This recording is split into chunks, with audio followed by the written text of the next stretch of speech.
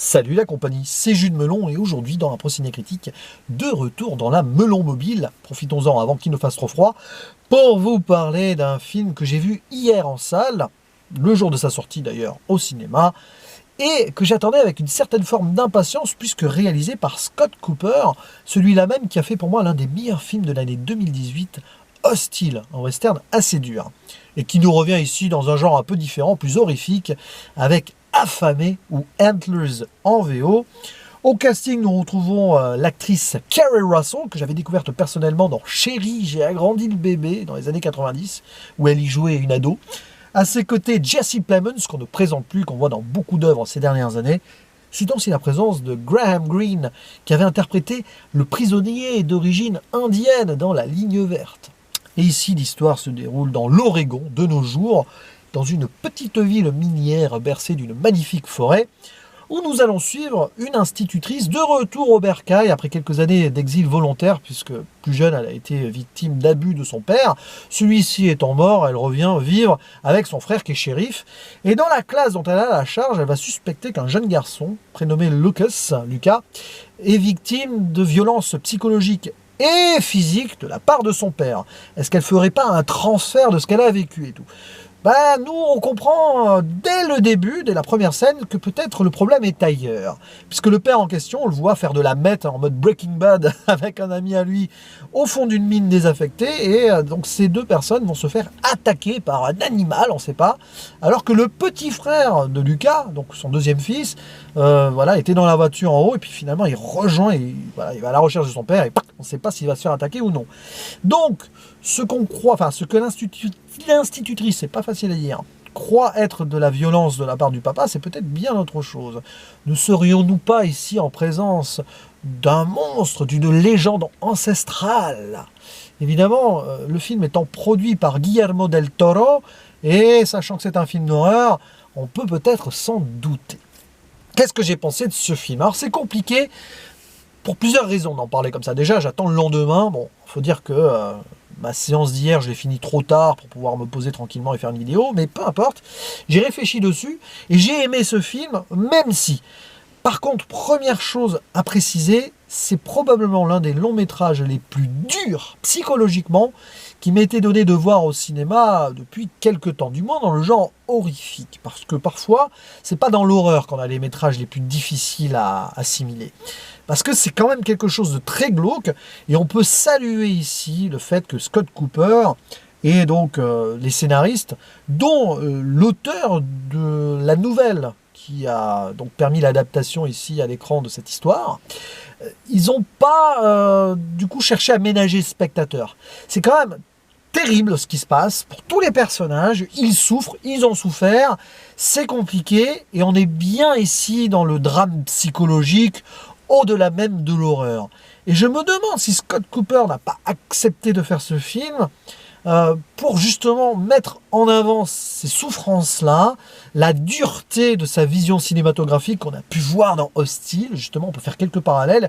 Il y a des moments très durs, violents visuellement, mais surtout sur ce que subissent donc les protagonistes.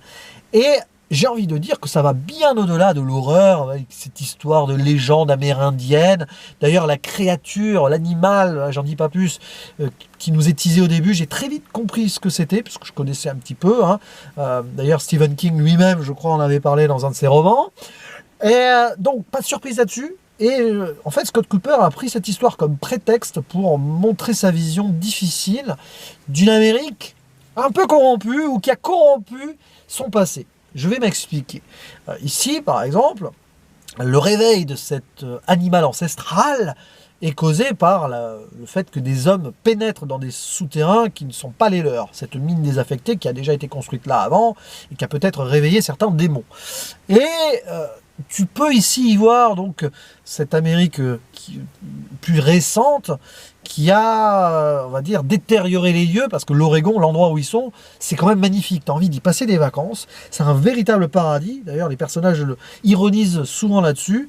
Mais alors, un paradis sur lequel un enfer s'est installé, total. Et quelque part, ces Américains, ces hommes qui sont là depuis quelques générations, depuis après les Indiens en Amérique, ont probablement ici récolté ce qu'ils ont semé. Moi j'ai vu ça dans le film. Et c'est peut-être la raison pour laquelle, clairement, c'est pas un spoiler que de le dire, tous les personnages, d'une manière ou d'une autre, vont en prendre plein la figure, et que rien ne leur est épargné, ou presque. Et c'est terrible de voir ce qui se passe. Bon, déjà, bon, l'institutrice à la rigueur, voilà, le shérif aussi, mais le petit garçon Lucas, ce qu'il vit dans le film, c'est affreux. Voilà. Harcèlement à l'école, déjà. Son père et son frère, j'en dis pas plus, mais vu ce qui se passe au début, on comprend après, voilà, dans la maison, ils sont là, mais on ne sait pas ce qui se passe. Ils sont cachés, et très vite, on comprend que Lucas doit s'occuper d'eux, et c'est compliqué. Hein, la menace extérieure.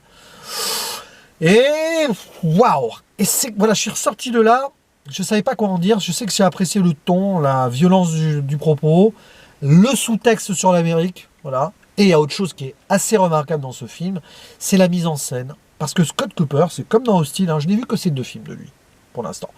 Mais il pose ses plans, il prend son temps, ce qui est assez rare dans ce genre de film, quand même, il faut l'avouer.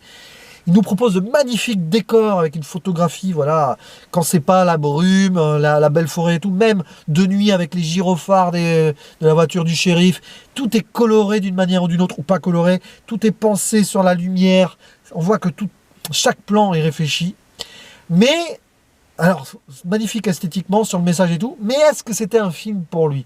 Parce que sur le plan horrifique, avec le cahier des charges et les clichés habituels, on est là-dedans, t'as l'impression qu'il bazarde certaines scènes plus horrifiques, pour après réinstaller la psychologie et reposer ses plans.